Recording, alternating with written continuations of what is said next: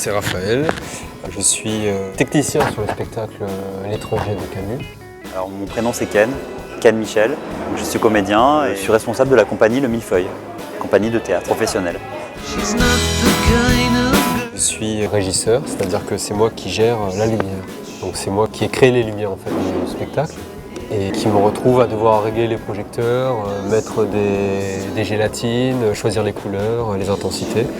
Et tout se retrouve ici sur la table et après c'est moi qui suis le spectacle avec le texte à côté, la conduite et qui en fonction des moments du spectacle monte ou descend la lumière.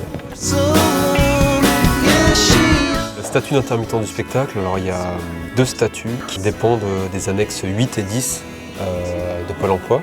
Une annexe qui régit les artistes et une annexe qui régit les techniciens.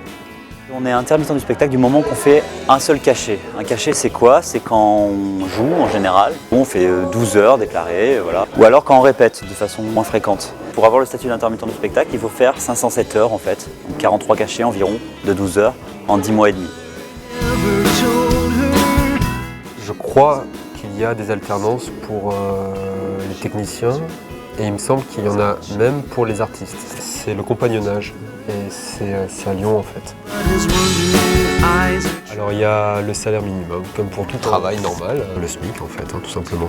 Une fois qu'on a le statut, ça va, parce que c'est quand même, on a une indemnité journalière, minimum qui est 45 € par jour, quand on ne travaille pas. Et les jours où on travaille, c'est déduit et on a quand même l'indemnité qui tombe et les cachets qu'on déclare. Donc quand on a le statut, ça va. Mais quand on perd le statut, par contre, on perd tout. C'est-à-dire on passe de 15 000, 16 000 par an à 4 000 par an, parce qu'on n'a plus l'indemnité.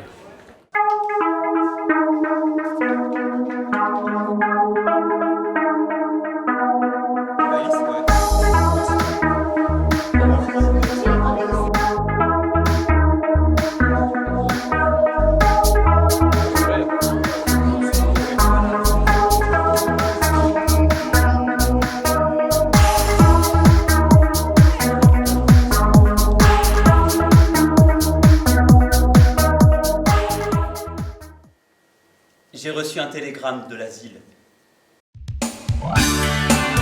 Les horaires, il n'y a pas d'heure dans le spectacle et c'est pour ça que l'intermittence du spectacle existe. Il y a des heures qui sont travaillées mais qui ne sont pas prises en compte, qui ne sont pas forcément déclarées. Particulièrement pour les techniciens surtout, je crois. On va dire qu'il y a la face visible de l'iceberg, c'est le spectacle, la représentation. Et il y a la face cachée et les techniciens sont aussi, par exemple dans la télévision, dans le cinéma, par exemple, ils doivent travailler toute la nuit, quoi. Et donc il n'y a pas d'heure en fait. Je crois qu'il n'y a pas de parcours type. Moi j'ai fait art plastique au lycée et je faisais option théâtre à côté aussi en plus. Jusqu'au jour où j'allais à la BU, à la bibliothèque universitaire, et au lieu d'étudier des bouquins d'art plastique, j'étudiais des bouquins de théâtre. J'étais à fond et je fais oula, je vais arrêter les études d'art plastique et je vais aller pousser et je me suis inscrit au théâtre des ateliers.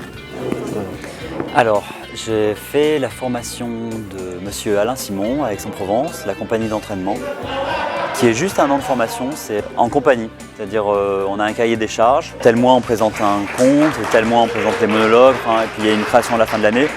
Et c'est sur audition, donc on se retrouve avec des gens qu'on n'a pas choisis, mais sans les contraintes du métier, c'est-à-dire trouver de l'argent, machin truc, et il y a des échéances devant un public. C'est une très bonne formation que je recommande.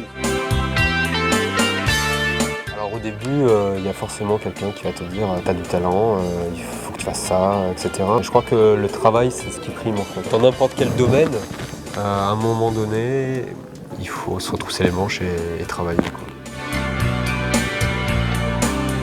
J'avais la chance de faire partie d'une petite compagnie amateur qui s'appelle le Théâtre de la Récréation à Aix.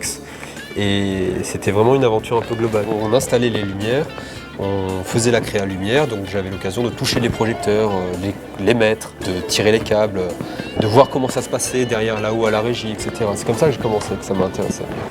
Et du coup, voilà, je me retrouve là, même si je suis un acteur ou un metteur en scène de la compagnie, sur le spectacle de L'étranger. J'ai été sollicité pour faire la lumière. Ça ne m'a pas posé de problème parce que voilà, on est une équipe et voilà, on travaille ensemble. C'est une petite passion. J'ai commencé au lycée en fait. Un intervenant venait au lycée et la première scène que j'ai faite, c'était Le voyageur sans bagage de Hanouilh. Bon, ça faisait toute ma vie, c'est-à-dire que j'avais l'impression qu'un espace d'expression s'ouvrait à moi que j'avais jamais eu nulle part ailleurs. Donc à partir de là, j'ai continué à faire du théâtre de plus en plus en amateur. Et puis après, au bout d'un moment, j'ai réalisé que je devais faire ça parce que je ne pouvais pas faire autre chose. Et évidemment, c'est la passion qui est motrice.